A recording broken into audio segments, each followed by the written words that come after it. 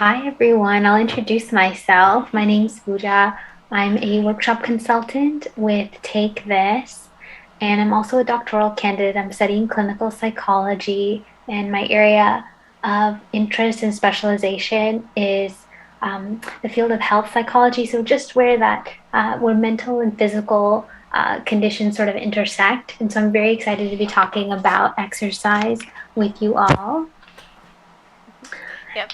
And hi, you probably all know me, but maybe you don't see me done up in makeup. I'm caeshura, and I am here basically as a facilitator slash commentator for this panel. If Pooja needs to, ping some ideas or have like a conversation partner, I'm going to be here. And of course, if you have any questions during the panel or during Pooja's explanations, write them down in chat, and I will pick them up and ask them to Pooja at an opportune time. Well, Pooja, let's go ahead and take it away then. So we're going to be talking about mental health and exercise. Certainly. Um, well, I want to talk about sedentary behavior before we get into exercise. Um, and I just want to point out how ubiquitous it is and how economic and social changes, especially since the outset of this pandemic, um, it's so common for us. It's so ubiquitous for us to be in one place, and especially sitting in one place at for long periods of time. And couple that with how entertaining our screens are. We can talk to people, we can certainly play games, do our work from our screens. There's no reason really, not very many compelling reasons, I'll say, to get up. And so I'd like to also point out unique challenges in the gaming community that not only are, while we're sitting, of course, we're and playing, we're not only battling other players, but we're also battling gravity the entire time. And unfortunately for us, we can't turn gravity off or lower its difficulty setting. And in a seated position, that our postural muscles are firing in order to keep our hips straight, our torsos upright, our head looking forward. And once these muscles begin to tire, our bodies will find a position in which these muscles can rest and become more efficient to continue the task at hand, which is sitting. And so overall, given these like economic, social, and then our own unique challenges of being gamers, we've become very good at extracting energy from our environment. And we can survive on, just by spending low levels of energy. And our bodies are used to just always following the path of least resistance. So the idea of getting the most effects from our actions while expending the least amount of energy. And so when we sit in a single position for more than 5 hours straight, our bodies are going to find the easiest way to keep us there while expending the least amount of energy doing so. And so what I want to talk about is the effects of that, of not changing this status quo, if you will, of continuing this pattern of sitting or not moving for hours at a time. What happens is that the body settles into a position that begins to shorten certain muscles, and by consequence, it lengthens others. And so when you eventually get up, these muscles will remain in that position, making it harder for us to switch between like sitting, bending, walking, reaching, standing. And so these are the many positions that we find our bodies and our lives force us into just by virtue of living, surviving. And so in the short term, we can find ourselves feeling more uncomfortable while transitioning into these different positions, into these different postures.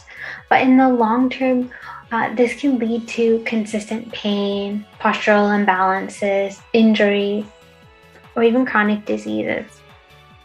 And so what I'd like to share with you next is age-related sort of changes in our health. And so this really starts to begin in our 30s, that we just have progressive loss of muscle mass, and we begin to store more fat, and our metabolism slows down.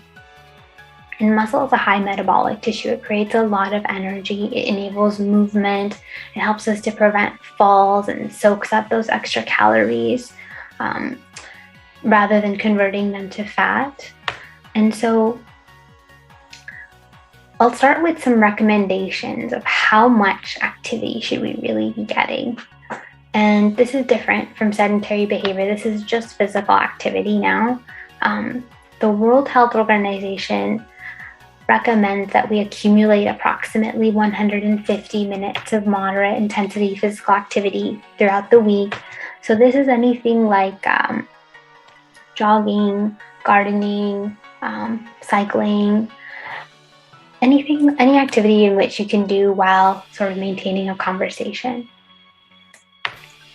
Or 75 minutes of vigorous intensity physical activity throughout the week. So vigorous activity implies anything in which you can't maintain a conversation. So perhaps you're running or doing a high intensity interval workout, these types of activities.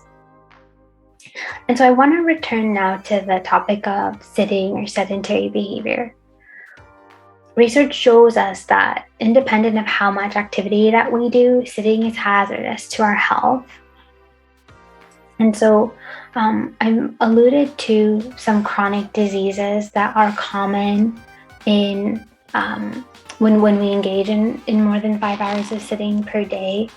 And these chronic diseases include things like heart disease, obesity, diabetes. And again, independent of how much moderate to vigorous physical activity we do, sitting for 5 hours or more at a time can still be hazardous to our health. And so, Anna, I wanted to pause here and see what you think. Would it be wise to take questions in the middle? Do you usually save them for the end? Sure. I mean, if any of our viewers have questions now, I have been, what's the word I'm looking for? Simultaneously, there we go, taking notes and also kind of keeping an eye on chat because everything is really kind of interesting. So, well, we have a few questions coming in. We did get a couple of donations. Sure. I'm happy to read off while they're coming in. Sure. Awesome. We got a $50 donation from Squibs that says Lord British's tyranny must end. Thank you, Squibs. And another one from Mokomichi USA for $10. It says, good luck, have fun. Thank you very much. Yeah, and actually, yeah, so we do have a question here. So do you have any recommendations for those who are frequently sitting in any position? Certainly, and that's definitely part of what I wanted to share with you all today. And we can jump right to that section. So our bodies thrive when they are moved through multiple postures per day. And so my recommendation would be to take both small and large posture breaks throughout the day. And so what I mean by that is a small break refers to something you can do just by moving your limbs. So your arms, your legs, just to increase blood flow. So you might stretch your hands, you might stretch your legs, and you can still be seated for these activities. And so my recommendation would be to take these small breaks every 10 to 20 minutes. When I say a large posture break, what I mean by that is changing your posture entirely from a sitting position. So that means like getting up, maybe walking around, doing a lunge or two. If you're going to get a snack or a glass of water, maybe lunge your way to the refrigerator. I recommend a large break like that every 30 minutes. In fact, I know for myself, like I can forget to get up if I'm in the heat of an activity.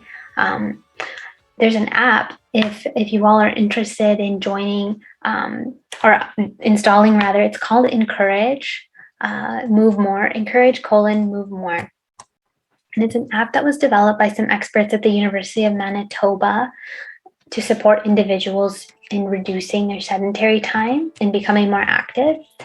And so I believe this app also sends you an alarm. And so it'll send you the alarm, and it'll also recommend an activity for you. So it might recommend you do squats or jumping jacks, or it works for folks who have sort of like 9 to 5 positions too, like fill your printer with paper. So that would involve you getting up.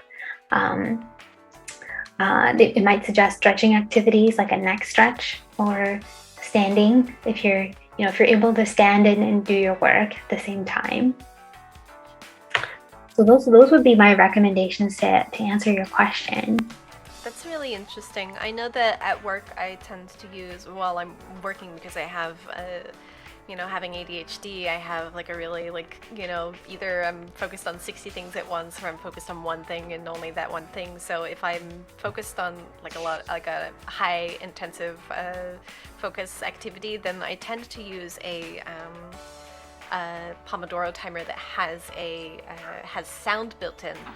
So not only does it has some ambient sound built in, so not only does it kind of keep me mindful, because I'll kind of come back to that sound every now and then and go like, what's that sound? Oh yeah, I've got this Pomodoro timer running, but it also reminds me to stop and stand up every 20 minutes, because otherwise I'm going to be focused on doing that one thing for a really long time. That's an excellent idea, that you've already have a timer to kind of snap yourself out of these long periods of engagement that could ultimately lead to pain or strain. Yeah, exactly. Awesome. I don't see any other questions at the moment. So what else do you have for us, Pooja? What else I know you had a lot of things that you had prepared for us. Was there anything that we can kind of segue into from here? Certainly. So I spoke earlier about the path of sedentary behavior sort of leading to chronic disease in the long run. And I wanted to share some of how that works. I know for me, when I know how something works, that can sometimes be motivating in order to change my behavior. And so heart disease is unfortunately very common. It's in fact the most common cause of mortality in the world. And one way in which sedentary behavior can contribute to heart disease is through muscular inactivity. So of course we're sitting, we're not really activating our muscles beyond just those required to counteract gravity. And so through muscular inactivity, we suppress an enzyme associated with fat uptake, and that enzyme can contribute to the thickness of our artery walls. And so we find ourselves, higher cholesterol, higher blood pressure, and that's sort of how that can contribute to the onset of heart disease later on. This might be a no-brainer. We are, as it relates to obesity, the development of obesity, we're more likely to gain weight if we don't expend energy. And then lastly, diabetes is another very common metabolic condition in our world, our population, and sedentary time happens to be associated with insulin sensitivity, and that's a feature of type 2 diabetes. And so less muscle contraction also means there's less glucose uptake by our muscle cells, again, contributing to the type 2 diabetes. Very interesting. Thank you. We did just get a question in chat. So Sure. Are standing desks good, or is standing for a long period of time just as bad as sitting for a long period of time? I haven't read any research on excessive standing. That doesn't seem to be a problem that our society has. And so in general, I would say, yes, standing desks are good. I know one of my colleagues, she even set up a standing desk over a treadmill. And so That's really smart.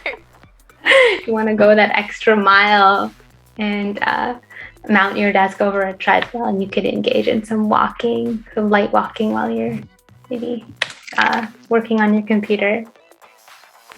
Yeah, you can get a desk treadmill. That's really going the extra mile, literally. Right? I hear they're expensive, like in the upper hundreds of dollars, maybe even in the thousands. And if you just buy a separate treadmill, separate standing desk, you can build one yourself.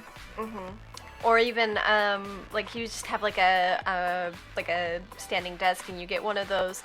Oh man, these were popular way back in the day. Maybe I'm too old. There were like these like little discs you put on the ground where you can just kind of turn on it. Do you know what I'm talking about? So you stand on these turning discs. I'm intrigued.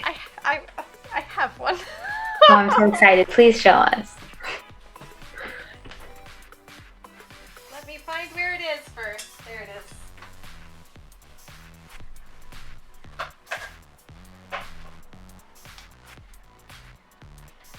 Oh boy. Okay, so basically it just goes on the floor. It's just like it just sits on the floor. It looks like a record, honestly, and then you just like stand on it and the top turns, but the bottom doesn't move. So. Wow.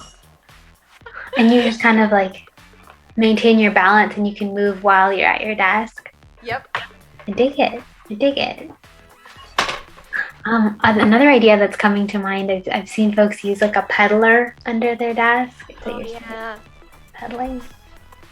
That's interesting. Or for all of you who play Ring Fit, you can get some extra kind of reps in, like have it between your legs and just doing like the presses, or just even while you're sitting, just kind of keep yourself kind of engaged, I suppose.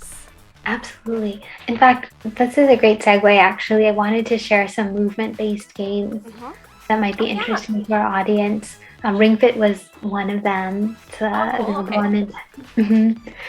available on Nintendo Switch, and for those of you who aren't familiar, it's a fitness-themed role-playing game. So you team up with like a sentient Pilates ring to track down and defeat an evil bodybuilding dragon. And you use a ring con. Anna's laughing.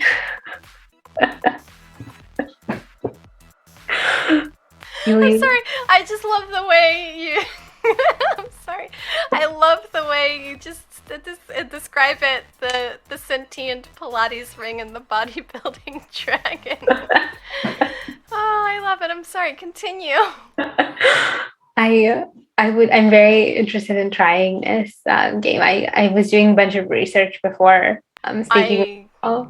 Yeah, I can confirm that it is. You think you're like, oh, it's just a game, like it's not going to be that engaging.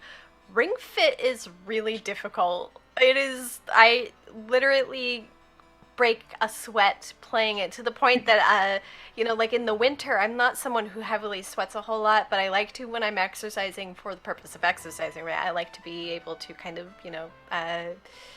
sweat a little bit. So I actually got like a sweatsuit, like it is like one of those kind of like sauna bodysuits, so that in the winter, when it is much cooler, that I can break a sweat while doing the Ring Fit. And it is very easy on some levels and more difficult on others, but there are a lot of really interesting exercises that are built in. Like you can once you unlock a lot of exercises, you can focus on core things, like you can do like core or legs or like arms and stuff, and then even the game itself also has you focus on some of these at different points in the time through like the storyline. So it is, I can highly recommend it. It's very fun, Pooja. I'm all the more interested in trying this game. It's really fun. I really recommend it. It's like, from what I've read, you perform strength exercises as you like fight enemies. You row through rivers. You're ziplining through the sky. Yep. So yeah, it's really cool. I'm intrigued. I'm so excited to try. What other games do you have for us that you can recommend? Yeah, so I found Fitness Boxing 2, also available on Nintendo Switch. It's a rhythm game that doubles as like a fitness video game. So you'll be twisting and punching along to the beat of modern pop songs. There's Just Dance, which is also available on Nintendo Switch. Yeah, do you know that one, Anna? Yeah, I do. Nintendo Switch, PS5, PS4, Xbox Series XS, Xbox One. Um, this one also hits songs. You follow choreography to these songs. So it can be a fun way to burn calories, break a sweat, improve flexibility. Um, and then, of course, there are several virtual reality based games, which it makes sense, right, that those would involve movement. One popular game that I also really want to try is Beat Saber. Beat Saber. Beat Saber. In fact, Dr. B from Take This introduced this game to me. Oh yeah. Color. I bet Dr. B makes it sound really super fun too. Hi, lovely friends. This is Natara. The audience can hear me. I have Beat Saber, and it is amazing. It really, really brings up a sweat. It is mostly VR, so you have to be able to afford that setup. But there's a huge modding community, so you can add your own music to it as well, and it's just wild. And because the things look like lightsabers, there's that added nerdy effect, because you're just kind of like, voom, voom, voom, I'm ducking and moving. It's excellent. Highly recommend. It's so good. It's also available on more budget platforms like the Oculus Quest and stuff like that, so you don't have to have a high-end setup for it. Yeah. That actually, and speaking of kind of moving in VR type games and rhythm games, and of course we have a rhythm game block later in the marathon tomorrow night, but I was thinking of multiple I've never really seen these in the United States so much, unless you actually have the money to buy the physical arcade machine. But there are tons of rhythm games in Japan. If you go to the arcade, you can see they have one where you mostly just use your hands, but they have some other ones where it's someone's mentioning Dance Dance Revolution, where you have 4 arrows basically, and you dance as it were on those. But there are some other ones where they are you get to move on I'm just remembering there was this big track. I'd have to find a picture of it. There was this big track, and then there's a bunch of movements you can do, but they also have ones that are big circle panels where you're moving your entire upper body basically to catch up with what's going on in the rhythm game. So that's really cool. Wow. So you're really engaging all different kinds of muscles. Yeah. I love it. Yeah, so for those of you who aren't familiar with Beat Saber, I'll just complete that circle. You'll have color blocks fly towards you, and then you swipe at them with lightsabers. And so the better you get at this game, the more intense your workout becomes. Anna, I wanted to ask you, what have you noticed? What have you learned about your body, about your health? Have you noticed anything change as you spend more time sitting, or is that something that affects you? Yeah, I guess just to kind of share my personal story. I used to be a kindergarten teacher in Japan, and so I went from a very, very active lifestyle to moving back to the United States, and now I work as a call center manager, basically. So I sit here and do my job on the computer. So I didn't realize necessarily how much this had changed until I really started kind of keeping track of my weight and noticed that I had gained a lot of, not a whole lot, everybody's looking at me you did not gain a lot of weight. And ratio-wise, probably not. But I did for how long I have spent being under 100 pounds in my entire life. So I noticed, even in Japan, as I was getting older, that I had been gaining weight just because of metabolism changes. So when I came back, and I think I gained something 10 to 20 pounds almost right away, I was oh no! So, which is normal if I have gone, from doing everything basically, chasing around 5-year-olds, to just sitting here and working. So, and I've also noticed that it's really easy to just kind of stay here and not, move away or anything. And this really ties into a lot of other things other than just, exercise and, my physical health and mental health. But, it's, well, mostly mental health, but like when you are just sitting here and you don't take that time to disconnect from, like, even if you work from your computer, to get up and like create a commuting style or something, like it can actually lead to like bigger problems like burnout and things where you don't disconnect from work ever because your body and your mind have not disconnected. So then you kind of stay in that mindset even while you're like, okay, I've signed off of the work account or whatever, and now I'm at my computer, but you haven't actually done anything to tell your mind and your body, oh, we're not at work anymore. So this is something that I've actually been personally dealing with a lot lately, where as my role as a manager gets more difficult, I need to create those boundaries between work and my personal life, where I'm like, okay, work has ended. I am going to go for a walk. And this has been something that I've been, trying to do more, especially with rediscovering things like Pokemon Go. Absolutely. Yeah. So it's not like in and of itself, it's not a physical game, but it is definitely, helps kind of gives me a reason to leave the house, as it were. Totally. That's actually another one I wanted to recommend. Of course, Pokemon Go. Like, we need to get out and move our bodies in order to seek these Pokemon. Yeah. Go yes, ahead. Please go ahead. Go ahead. Go ahead. No. You were going to pick up on something I think I said, so go ahead. I wanted to kind of highlight one point that you mentioned, or emphasize it at least, that as your lifestyle changed, it's like sitting, of course, it became a part of your job. It was accessible, it was available, you're not running around, that there was no stimulus of like, okay, I need to chase these children anymore. Like, that wasn't there. And I wanted to kind of analogize or compare that with how accessible and available sedentary behavior is to us, like in general. Like, of course, for playing games, many of those involve like sitting in one place, but also, like dishwashers, cars, physical activity requires us to engage in and is often accompanied by like modest discomfort, like sweating, and sometimes the added cost of like changing clothes, showering, and so on. There's a cost before we even engage in the physical activity. And so it would just be interesting to see, to evaluate sort of our changes in like TV watching or gaming behavior if we had to change our clothes and shower after every episode of our favorite show, or, after finishing each game or each level. Yeah, definitely. I mean, like, too, like, like I used to work in a movie theater. Whew, those shoes only got worn at work because movie theater butter is interesting. It's like butter flavored oil or something. I'm not sure.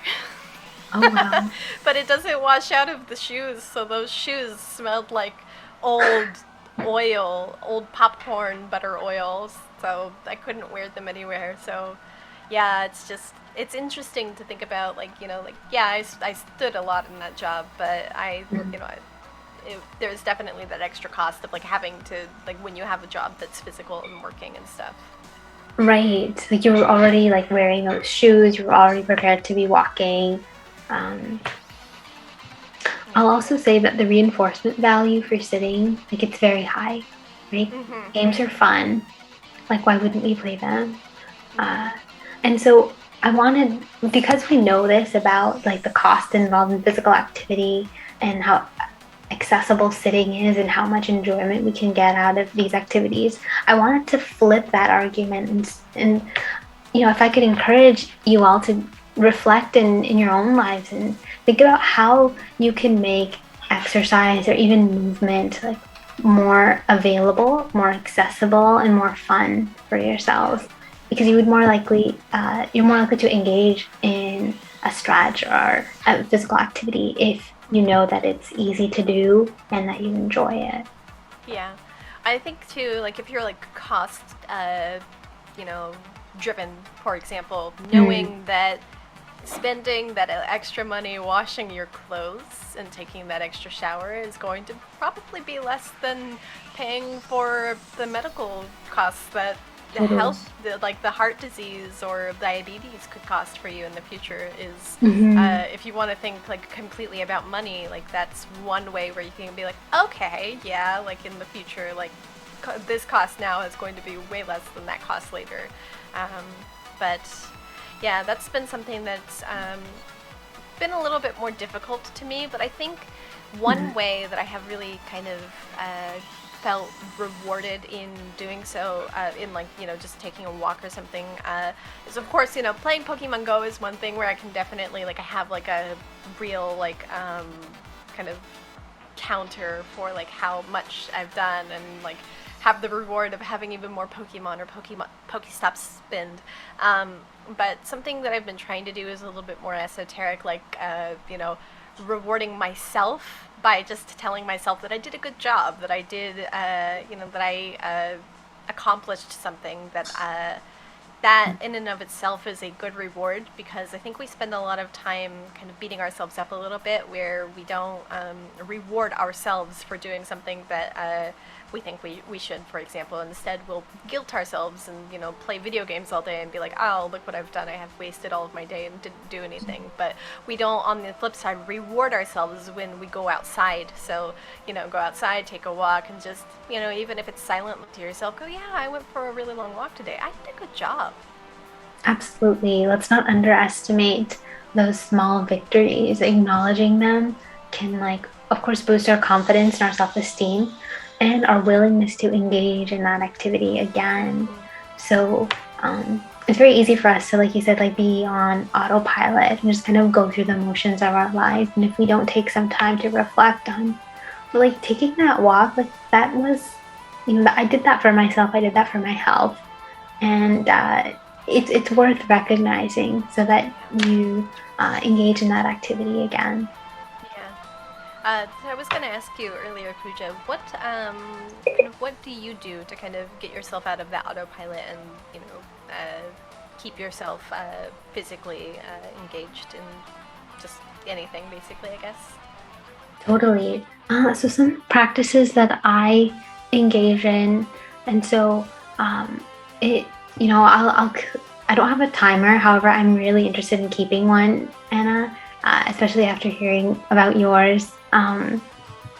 I do my best to, like, keep an eye on the time, and as well as my calendar is, like, built with, like, 1 hour chunks of activity.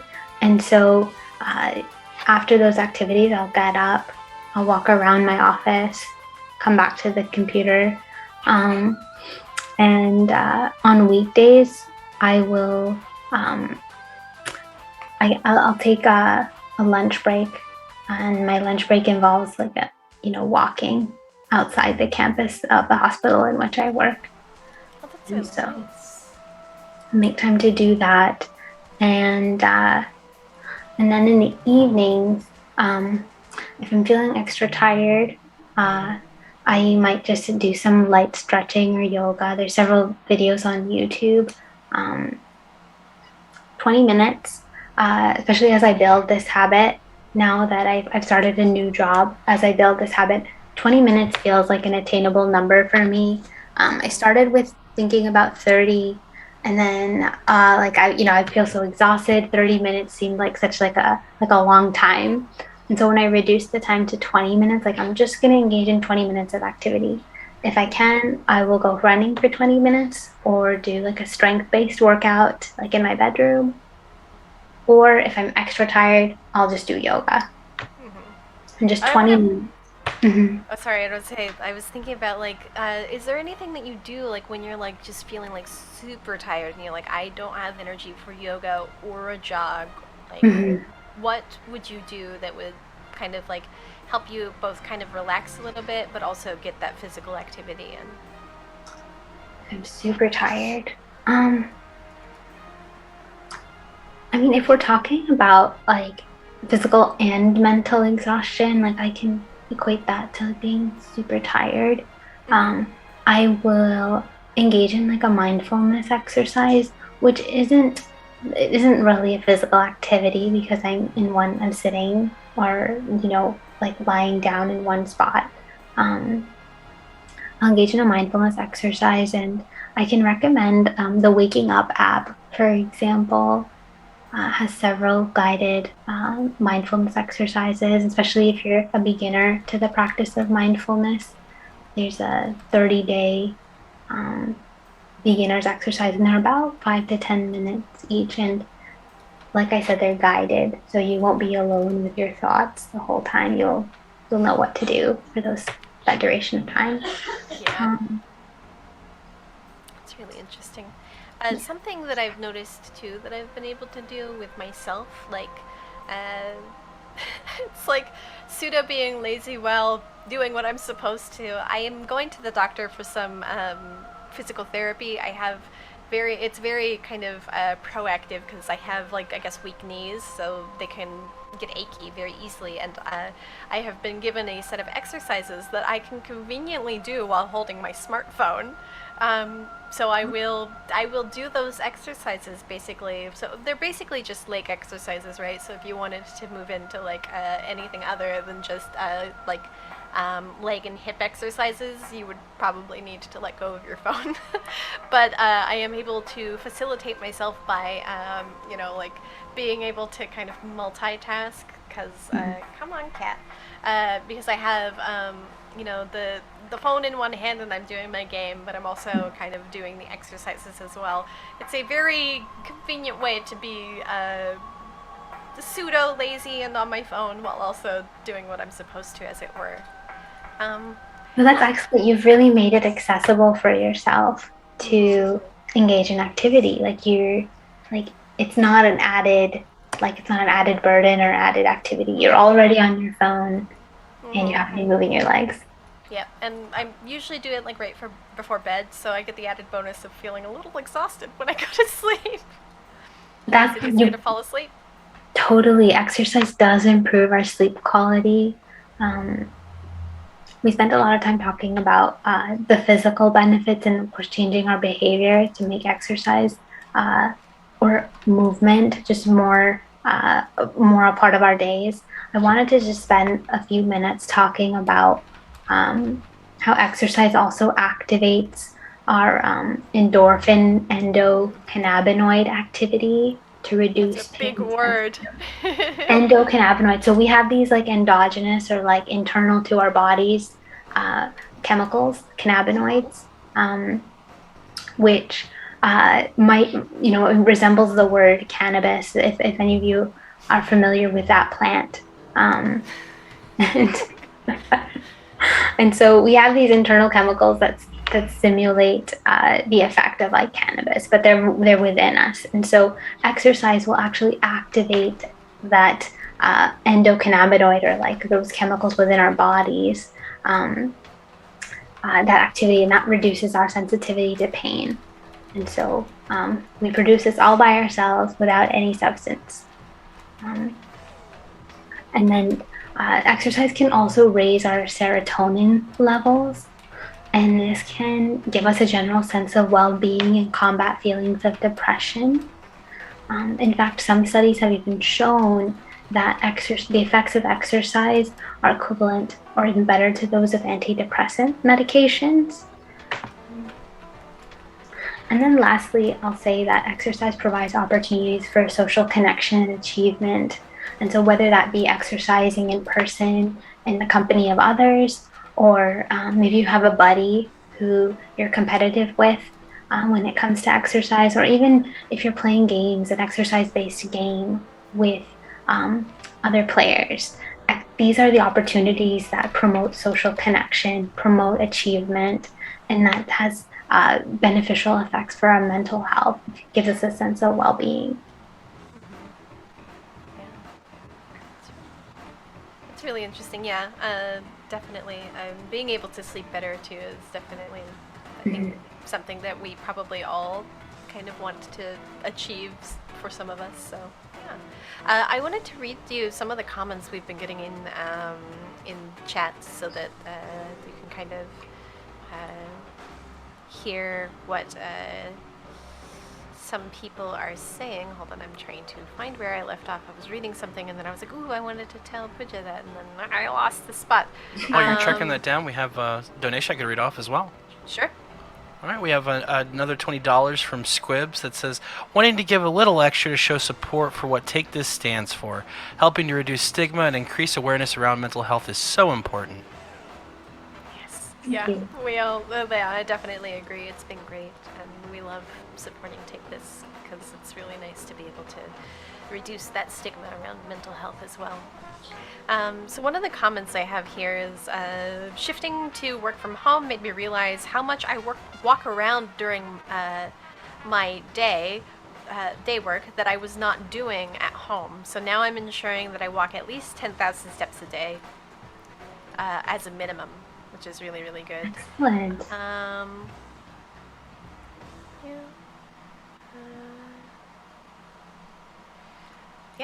I am expanding as I push 40, so I don't know how much complete lifestyle change I need to make, but it might be more than I can give. Oh yeah. So especially for those of you who are, getting older, like I know this is going to come as a surprise to you, but actually this week, I'm not telling you when, I turned 34. So, for those of you who did know how old I am, it's just like, oh, for those of you who thought I was in my 20s, joke's on you. I'm not. I get that a lot. But it's as simple as starting it and, finding something that, you both enjoy, you can find sustainable, and that, kind of gives you that reward that you feel like you need. So you don't need to kind of gateway yourself with starting exercise. Just deciding, like I said, to for me, like playing Pokemon Go was something that really kind of facilitates me getting outside. So having that is, if you have a smartphone that does that, is basically free. But if you don't have a smartphone that plays Pokemon Go, you can do other things like listen to music as you walk around a little bit. If you're into audiobooks, like download some audiobooks and listen to those like 20-30 minutes as you walk around. Or it can be as simple as walking around just like your own backyard if you have one, or just around the block, where you start small and then you grow from there. Maybe you don't really like walking, you can do something like start up one of those games we were talking about, or even yoga. There are tons of resources online on YouTube for yoga, as Pooja was mentioning as well, and I can get her to share some of her resources. But that's also free. You don't need a yoga mat, you don't need all of the blocks or anything. You can start for free, and if you find something you like, then that's when you start spending money on like lifestyle changes and stuff. Maybe not a whole lot of people know this, but I was really into boxing for a while, and after I moved home from Japan, obviously the gym I was going to is now a little bit too far away, but I ended up it was basically my entry fee to the gym was like when I got my boxing gloves, like they gave those to me for basically free, as it were. So that was something that I really, really enjoyed and wish I could get back into. Just, for example. It's not easy to start, but when you get good and you complete something big, it feels good. I just ran Broad Street 10 miler yesterday. Wow, that's really amazing. Good job. People are talking about my cat.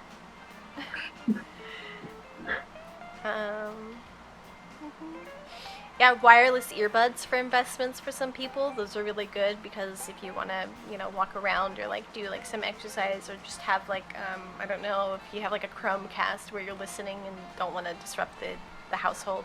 Yeah. Awesome. Sorry, so I just wanted to read you some of the comments that were in there. Yeah, thank you. For those of you who may not have like a particular exercise routine or movement routine, like that's okay. I would encourage you to experiment with activities that you'd like to try, or that maybe you once have tried before and you enjoyed. whether that is as simple as walking outside your neighborhood in nature, even several videos on YouTube available for yoga and other types of workouts that you'd like to try. One of my favorite workout websites is hasfit.com, HASFIT.com. And all the workouts on those websites are available without charge. And there's so many different kinds of workouts you can engage in, whether that, if you're looking for low impact, you're looking for chair exercises, high intensity exercises, strength based. Maybe you've injured yourself and you'd like some rehabilitation. They've got a library of different workouts to choose from for essentially any level. Wow. Yeah, that's really awesome. Thank you so much, Pooja. And hopefully, if anybody has any questions, now's the time to ask, or we're going to let Pooja get back to her day.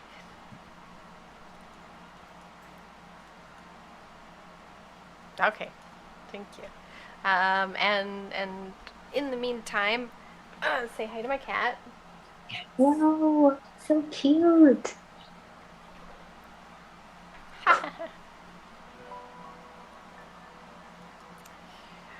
All right. Well, I'm not seeing any particular questions or anything. Would you like to add anything before we go, Pooja? I'm just really grateful for this chance to speak to you all, and thank you for supporting Take This. And I wish you all good health.